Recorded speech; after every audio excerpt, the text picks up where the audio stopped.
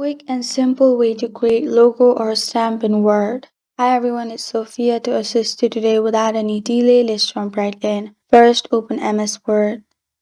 Then simply click on Insert. In Insert, you'll find shapes.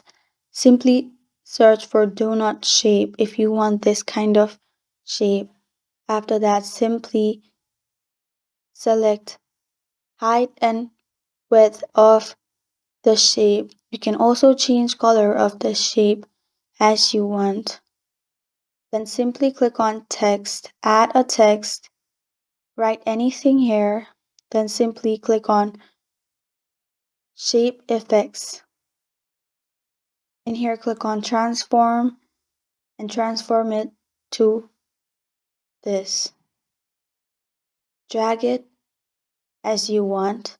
You can also change color of the text or simply add any other shapes you want and you're good to go. That's how you create logo or stamp in Word.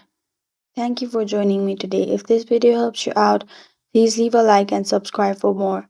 Got a question or want to suggest a topic? Comment below. I'm Sophia signing off until next time.